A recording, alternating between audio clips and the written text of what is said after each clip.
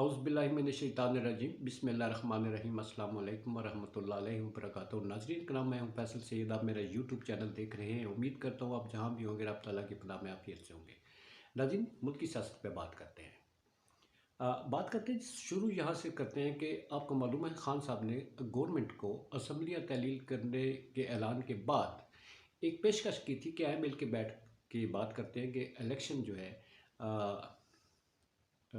उस कब करवाने, उसकी रिफॉर्म्स करनी है, हमारे साथ बैठ के बात करें। इस पे हम ज़रा डिटेल में बात करते हैं। अब ये देखिए, खान साहब ने ये पेशकश तो कर दी, इसके नतीजे में गवर्नमेंट की क्या हिकमत अमली और उन्होंने क्या रिस्पॉन्ड किया। आपने देखा कि उन्होंने तज़हिया की और हर लेवल पे खान साहब की पेशकश का मजाक उड़ाया गया। अब इसकी वजह क्या है?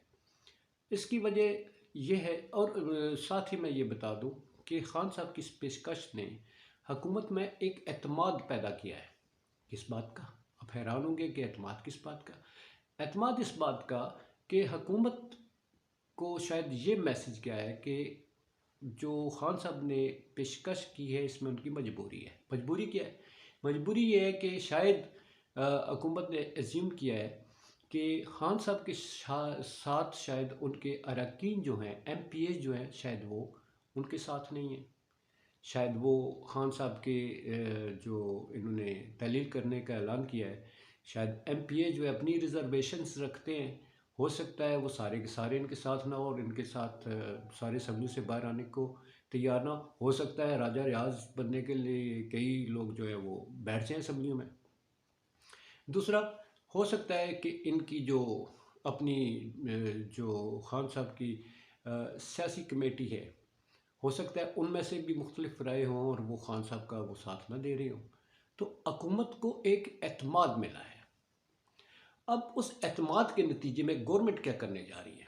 गवर्नमेंट अब गवर्नर के ज़रिए ना तो एतमाद का वोट लेने का कहेगी, ना ही वो अदम एतमाद लाएगी, बल्कि वो अब इन हाउस तब्दीली जो है वो करने जा रही है।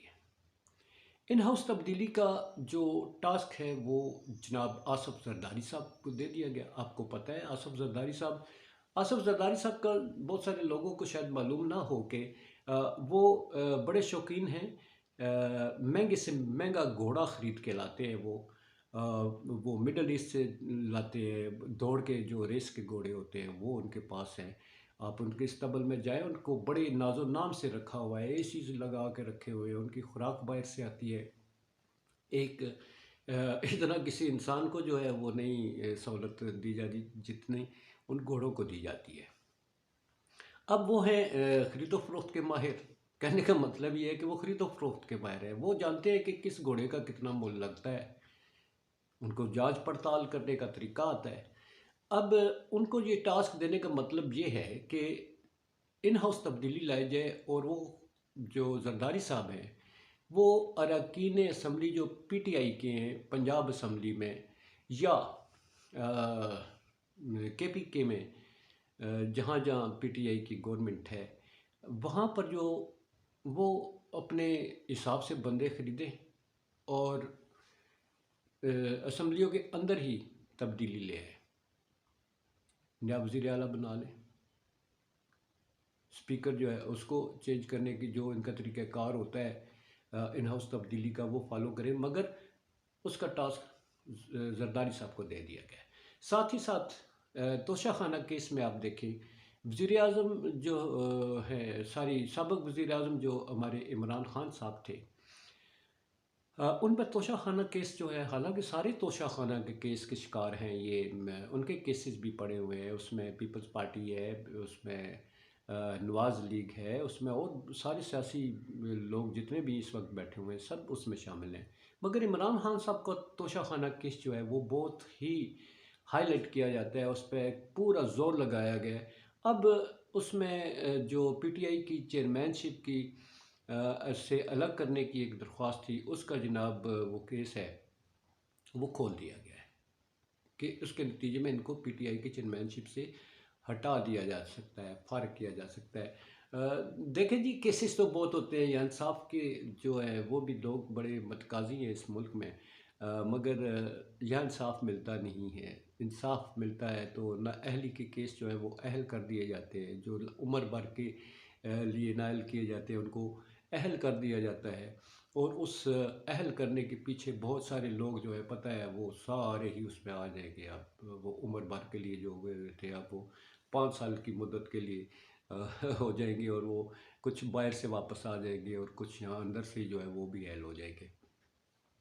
तो अब हमारे मुल्क में ऐसे ही सिस्टम है जी। अब इलेक्शन कमीशन का आपको पता है कि खान साहब कितनी दफ़ा इजहार कर चुके हैं कि इनकी झुकाव किस तरफ है। तो अब वो भी इसके साथ जनाब वो भी सिलसिला चल रहा है। देखिए कि इस सिलसिले में क्या होता है।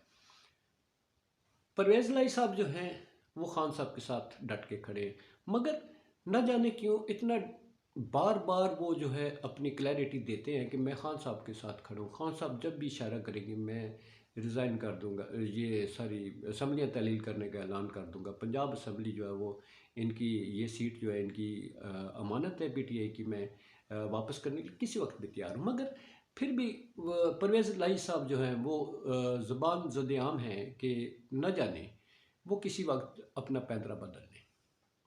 ख़ास तौर पर तो जो छाप लगी है इस्टेब्लिशमेंट की, वो कहते हैं इस्टेब्लिशमेंट अगर उन्हें किसी वक्त उन्होंने कह दिया कि आप खान साहब का जनाब ज़रा उससे पीछे हट जाएं, तो हो सकता है परवेज़ लाई साहब पीछे हट जाएं।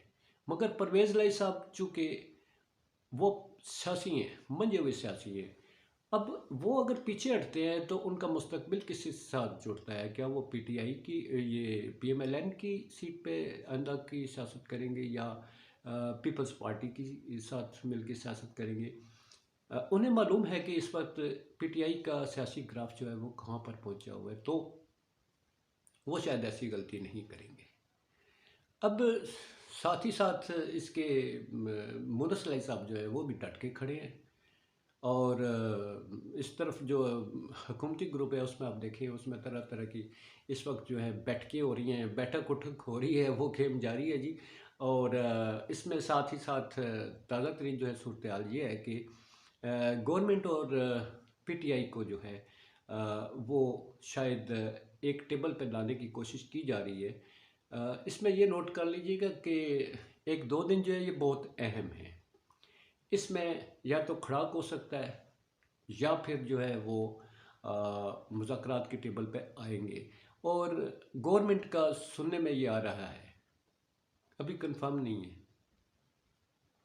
ये सुनने में आया है कि गवर्नमेंट की तरफ से पीटीआई को जेस्चर शो किया जाएगा, गुड जेस्चर। उसके साथ बैठने की तमन्ना जो है वो गवर्नमेंट की तरफ से भी की जाएगी। आओ जी मिल के भाई ये हल करते हैं बादशाह, रोला कादा बहने आते आगे वेखने हैं जनाब आगे की करना है। तो इस टाइप की जो सूरत पेश आ सकती है। और इसकी तरफ से खान साहब की तरफ से रिस्पॉन्ड क्या, वो क्या रिस्पॉन्ड करेंगे, ये बड़ा जो है वो क्वेश्चन मार्क है। और इसका एक दो दिन में वो पता लग जाएगा। वैसे खान साहब ने ये डिले करके असम्बलियाँ ना तोड़कर बहुत बड़ी गलती की है। जैसा कि मैंने ऊपर बयान किया है कि असम्बलियाँ जो इसके तोड़ने का डिले किया है, इन्होंने ये अमल डिले कर दिया और इसके नतीजे में मुख्तलिफ वो डिटेल्स में चले गए। इस डिले ने गवर्नमेंट को संभलने का मौका दे दिया है। गवर्नमेंट जो है वो हो सकता है कि अब वो दंड डाल दे। गवर्नमेंट है ना जी, उनके पास तो बहुत सारी चालें हैं। आपको पता है मंजे हुए खिलाड़ी बैठे हुए हैं इस वक्त। वो उनके पास तरह तरह के चालें हैं, वो चलते हैं। खान साहब सीधे से सियासतदान हैं, सीधी सीधी बात करते हैं। सियासत में पाकिस्तान की सियासत में सीधी सियासत चलने वाला जो है, चलाने वाला बंदा जो है वो शायद मुश्किल में पड़ जाता है। यहाँ पर सियासत तो ये है कि आज कुछ कहा कल कुछ कहा।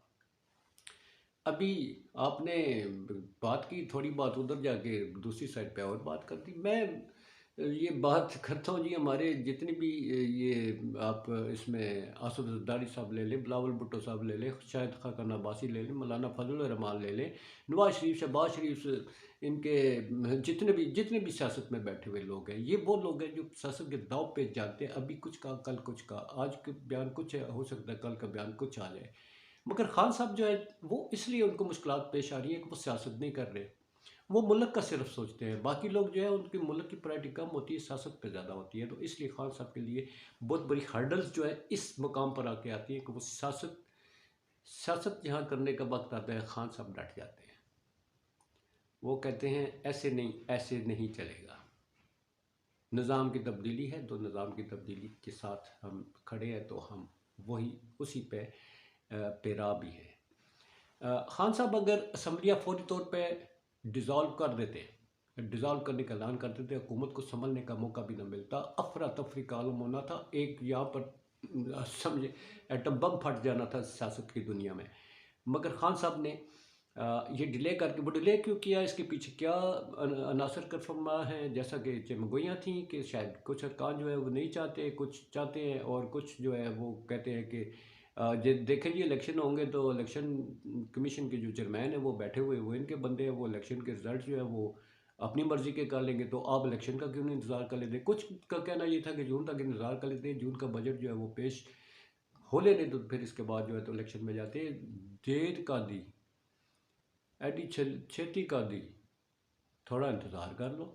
कुछ इस पॉलिसी पे थे, तो इसलिए शायद खान साहब जो है वो उन्होंने कहा कि चले गवर्नमेंट की तरफ हम हाथ बढ़ा लेते हैं। मगर खान साहब शायद इस सिलसिले में देखना चाहते थे, गवर्नमेंट जो कहती है कि खान साहब ने कभी मुज़ाकरात की जो है वो बात नहीं की, कभी हमसे रब्ता नहीं किया, तो उन्होंने हुज्जत तमाम करने के लिए गवर्नमेंट के साथ एक हाथ बढ़ा लिया था कि चले बैठ के बात करते हैं। तो अब देखें जी, अब इनको टेबल पर लाने की पूरी कोशिश हो रही है। एक दो दिन बहुत अहम है, जैसा कि मैं बता चुका हूँ, इसमें कुछ भी सामने आ सकता है।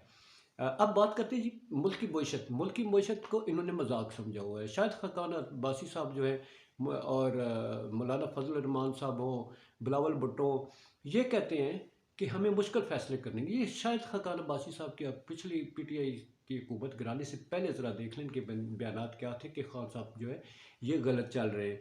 अब उससे अगर उस वो गलत चल रहे थे, तो उससे ज़्यादा गलत चलने की राह पर तो आप चल रहे हैं। वो कहते हैं जी हमें सख्त फैसले लेने पड़ेंगे, हमें बहुत ही सख्त फैसले लेने पड़ेंगे। शायद खाकान अब्बासी साहब आप फरमा रहे थे, मौलाना फजल रहमान साहब आप फरमा रहे हैं कि मईशत को संभालने के लिए जो है तो हमें बहुत मेहनत करना होगी।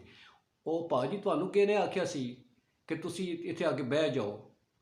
ਤੁਸੀਂ ਮਤਲਬ ਇਹ ਮਸ਼ਤ ਡੁਬੋ ਕੇ ਹੁਣ ਕਹਿੰਦੇ ਹੁਣ ਫੈਸਲੇ ਕਰਨੇ ਪੈਣਗੇ। ਤੁਸੀਂ ਤਾਂ ਸਾਨੂੰ ਮਹਿੰਗਾਈ ਤੋਂ ਨਿਜਾਤ ਦਿਲਾਉਣ ਲਈ ਆਏ ਸੀ, तो तुसी हुण कहंदे हो जनाब बड़ा मुश्किल है, हुण असीं सख्त फैसले करांगे। वो ये अवाम पहले ही पिसी हुई है, बेड़ा गर्क हुआ हुआ, और कहती है सख्त फैसले करेंगे। यार और क्या करेंगे आप, इनकी जो खाल उतरी है अब तो हड्डियाँ ही रह गई। हड्डियों को क्या आप वो भून के खाएंगे उनको, उनका वो क्या कहते हैं, पीस के, अब हड्डियाँ तो पीस कर ही आपने अडाप्ट करने वाली बात करनी है। अवाम में तो कुछ नहीं रहा। और क्या सख्त फैसले करने का मतलब ये है कि आप टैक्सेस लगाएंगे। ये सख्त फैसले सारे, इसका नताइज अवाम को भुगतने पड़ते हैं। आपके जो है स्टॉक मार्केट आज भी गिर गई है, डॉलर ऊपर जा रहा है, मईशत संभलने को नहीं मिल रही, महंगाई से लोगों का बुरकस निकल गया। आपके सख्त फैसले और आवाम का क्या हाल करेंगे आप। तो ये जो हमारी जो ये किस्त है, वो जो हमने देनी है, मालियाती अदारों की जो सिम्बें लगी हुई है हमारी, आईएमएफ हमारे पास वो जो है वो नहीं दे रहा, आपको पैसे नहीं दे रहा, वो तमाशा देख रहा है।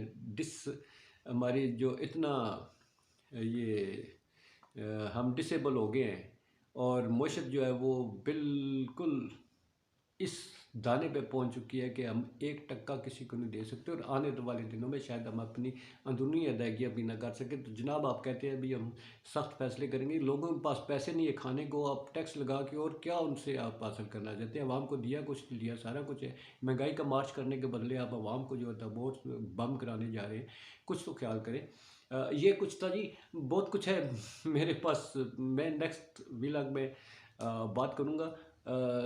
बात यह है कि मईशत इंतहाई तबाही की, उस मैं हर उसमें कह रहा हूँ। अब ये बस ऐसे ही, ये वो नहीं कहते ऐसे पेस्ट कर रहे हैं बस, वो सब अच्छा की बात है, सब अच्छे की बात शायद नहीं है। ये ख़ुद भी सारे इज़हार करते जा रहे हैं, जो इस बात की गुमाज़ी करता है कि मुल्क की मईशत जो है वो डूबी हुई है इस वक्त।